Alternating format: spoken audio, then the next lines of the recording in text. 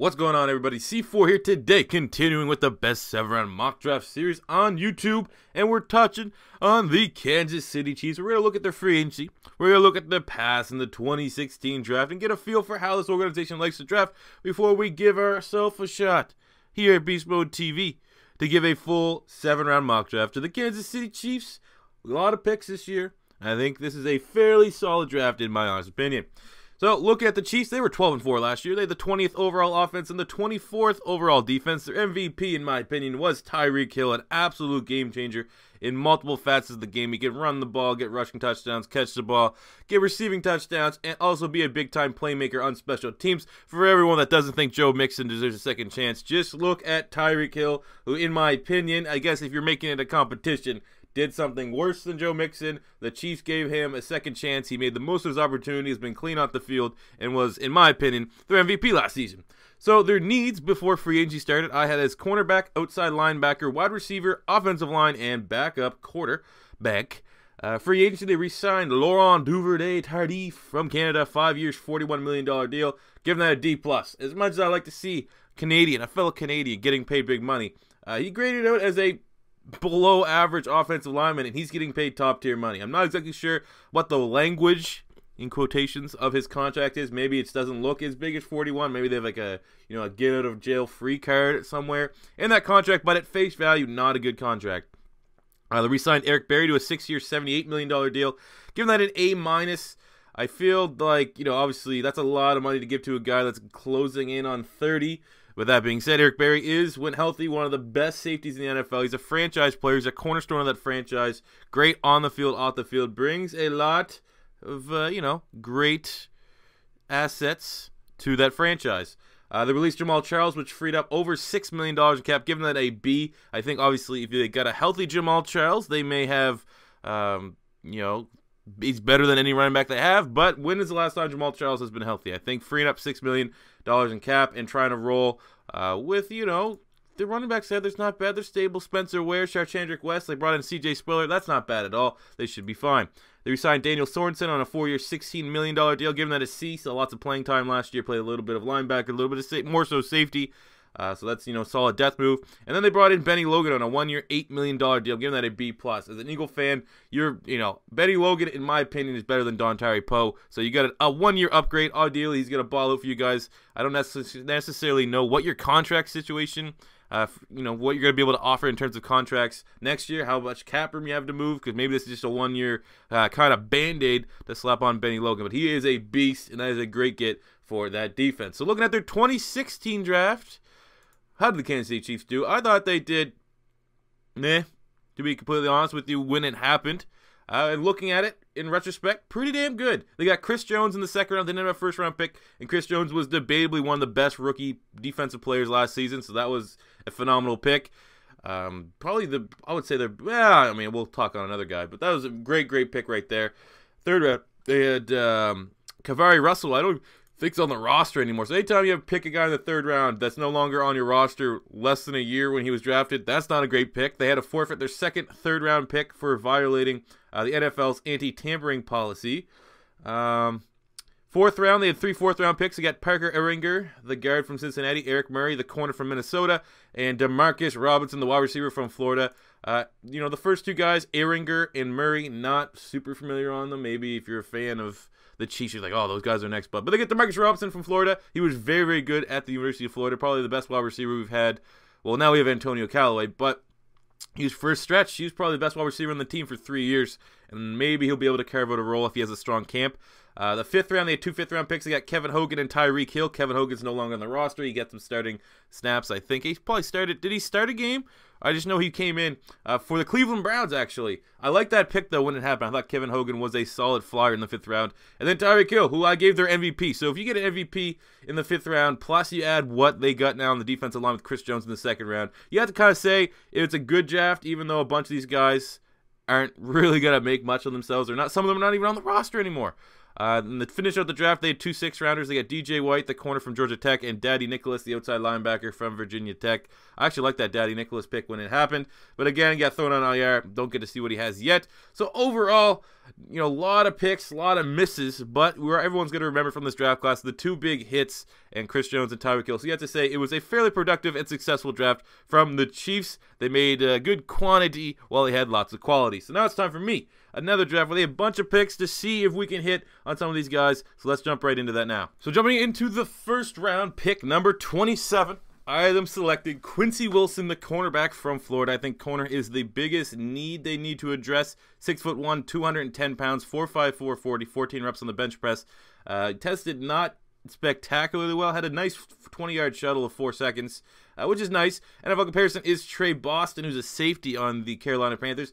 I've always personally believed that Quincy Wilson will eventually transition to a safety, but he's very, for Eagle fans, I know there's a lot of Eagle fans, he reminds me a little bit of what Eric Rowe is, where he's a corner safety hybrid, and it depends really what fit, but I think with the Kansas City Chiefs, they need to kind of go best corner available here, and I mean, you're not a reach. It's not a reach to get Quincy Wilson at the bottom end of the first round. I think he is a late first, early second round pick, but right now, Philip Gaines is a starting outside corner after Marcus Peters, and that Marcus Peters, in my opinion, is maybe the best young corner in the NFL today, and you got to continue to build on that. They haven't had a legit partner for him since they lost Sean Smith in free agency to the Oakland Raiders, so I think a guy like Quincy Wilson can come in, big size, big, long outside guy like Marcus Peters, not as athletic, but I think a guy like Quincy Wilson can be good there, and then you also get the upside that if, maybe he doesn't work out at corner, then you can look at free safety. You got Ron Parker there now. He's getting up there in age. Ron Parker's very solid, but again, planning for the future. Safety and corner are two positions that they could potentially look at upgrading. And you can kind of get into, quote, Ricky from the Trailer Park Boys, two birds stoned at once here with Quincy Wilson. I think that would be a great value pick and present, obviously, I'm going to say as a Gator fan, his tape's not as good as Tease Tabor. Everyone's going to shit on Tease for his very, very terrible testing at the Combine and Pro Day. But Quincy Wilson still has a bunch of upside and is very worthy of this selection at 27. Jumping to pick 59 in the second round, I'm going with Larry Ogunjobi from North Carolina, Charlotte. 6'3", 305 pounds, 4.97 40, 26 reps on the bench press. NFL comparison is Sheldon Rankins.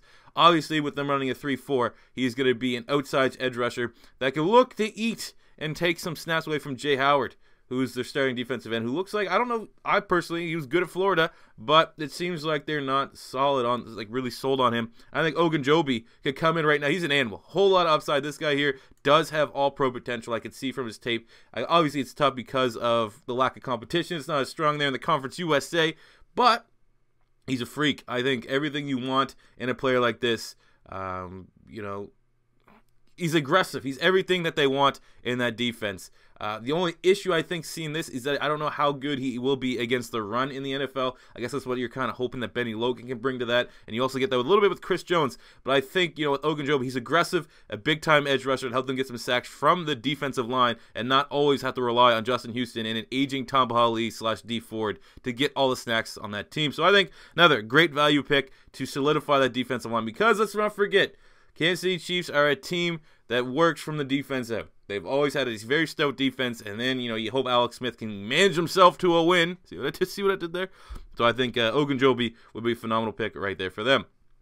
Going to the third round, pick 91, I'm selecting Vince Biegel, the linebacker from Wisconsin. Outside linebacker, inside linebacker, varying on the schemes. I more see him as a hybrid, personally. He has the instincts of an inside. He has the size of an outside. Fairly flexible, I believe he will be. 6'3", 245 pounds, 4.67 40, 21 reps on the bench press. His pro comparison is Frank Zombo. But, I mean, he is a big-time effort-based player. Could set the edge, could go after and get, the running back. He can contribute in the run game. Coverage ability, maybe. But I think if you can get this guy in and can get some strength on him, he's a special teams ace. He can be another guy who just comes in. In case you're not sold on Ramik Wilson to taking one for Derek Johnson. Because I personally see Vince Biegel transitioning to an inside role in a 3-4 defense. And Derek Johnson, who's the cover right now? They play two guys, Ramik Wilson starting opposed Derek Johnson. So this is what my pick, that's the reasoning behind this pick, is this guy here I think could be the successor to Derek Johnson. You have Derek Johnson for this year. You have Vince Biegel on the roster who adds some strength, which I think he needs to add to his game. And then next year, 2018, in case Derek Johnson hangs up, you never know. He's going to be one of those guys I think that every offseason from now on, Chiefs fans are going to be expecting. Is this going to be the year that he decides to leave us? Great player. It's going to be a sad day when you see Derek Johnson go. He's one of the best long-tenured, high-level, successful for multiple-year middle linebackers of this decade.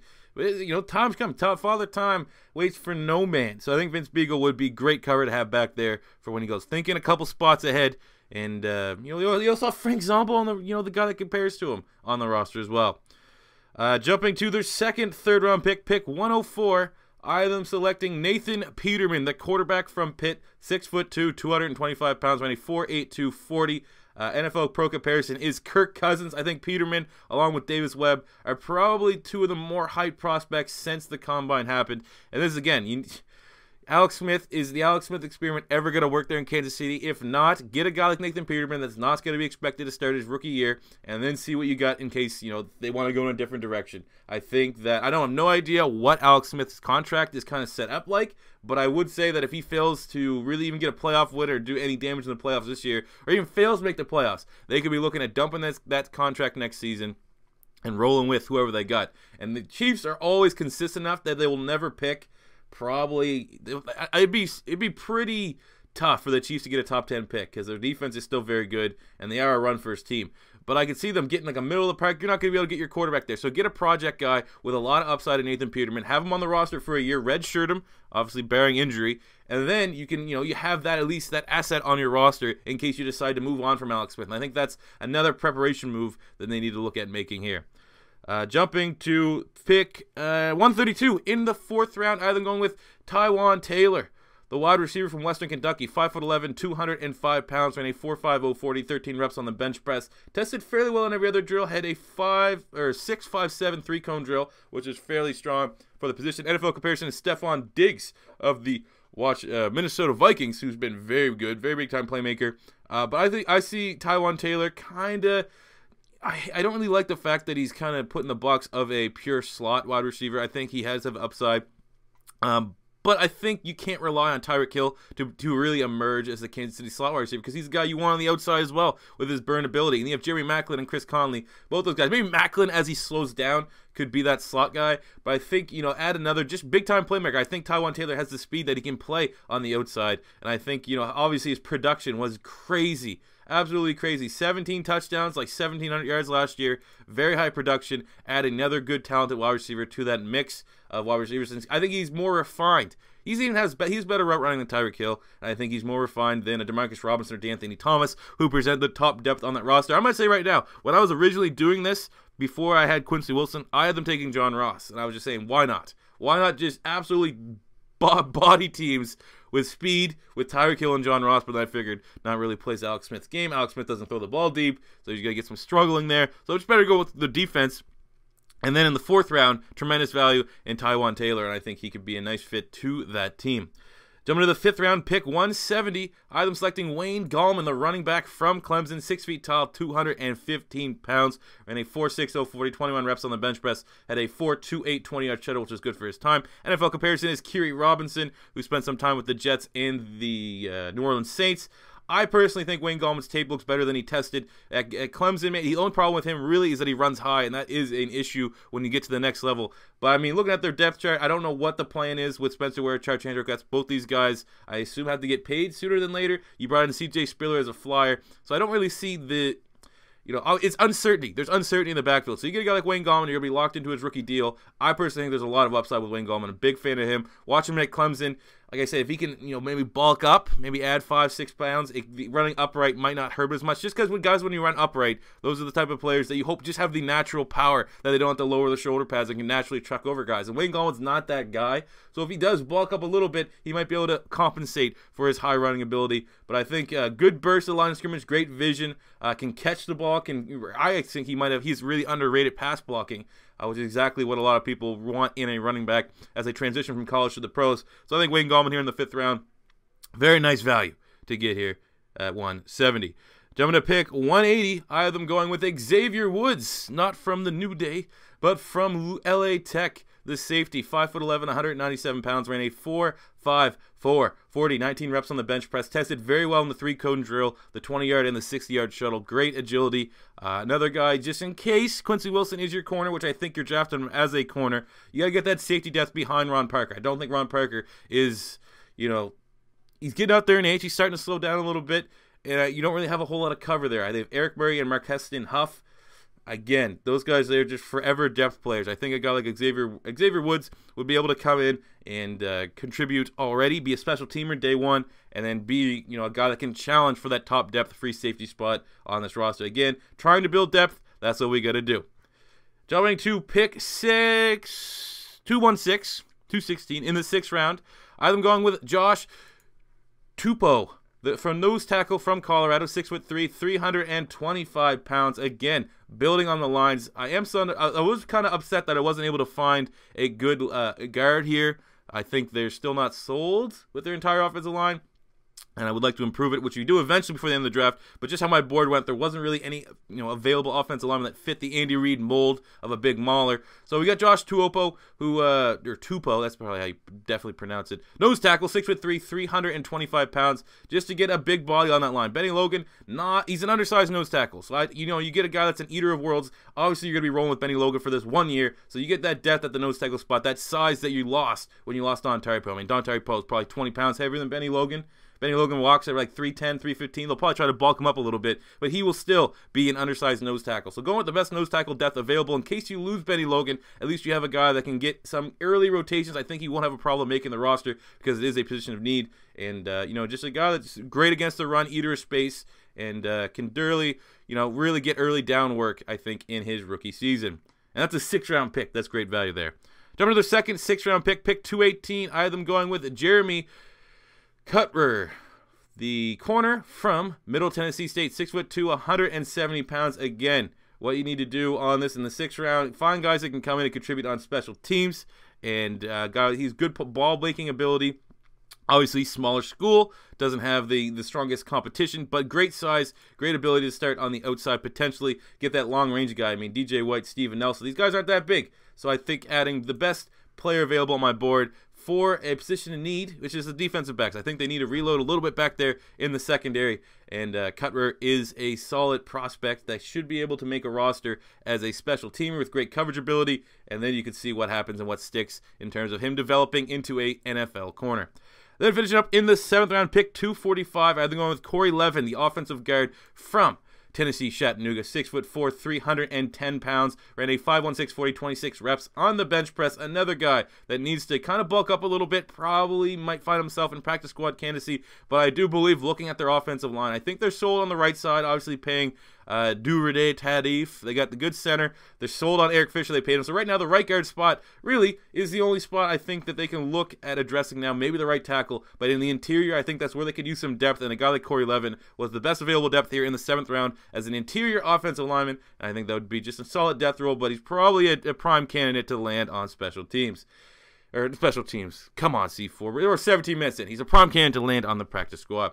So you guys, that's my 7-round mock draft for the Kansas City Chiefs. Lots of picks, a little bit longer video, but I hope you guys stayed through it and enjoyed it. This is your first time stopping by, Chiefs fans or fans of any other team. Don't be afraid to hit that subscribe button. Thank you all for watching. 100 likes on this video, and tomorrow we'll be doing the Dallas Cowboys 7-round mock draft. So that will be very fun. Until next time, it's C4 saying peace out.